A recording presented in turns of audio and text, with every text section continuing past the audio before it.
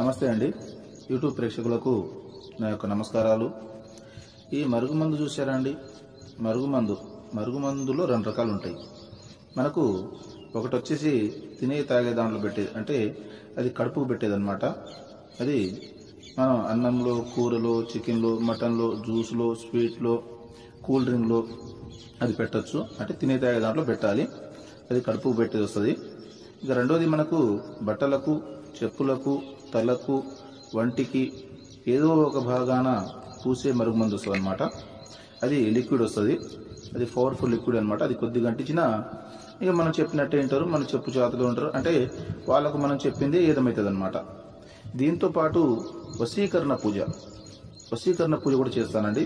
చాలా సంవత్సరాల నుంచి చెడిపోయిన భార్యాభర్తలు కానీ, ప్రేమికులు కానీ, పిల్లలు కానీ, ఎవరైనా కానీ చాలా సంవత్సరాల నుంచి చెడిపోయిన వాళ్ళని పీర్ల ద్వారా, వాళ్ళ ఫోటోల ద్వారా నేను వశీకరణ పూజ చేస్తాను. వశీకరణ పూజ చేసి వాళ్ళని దగ్గర చేస్తాను.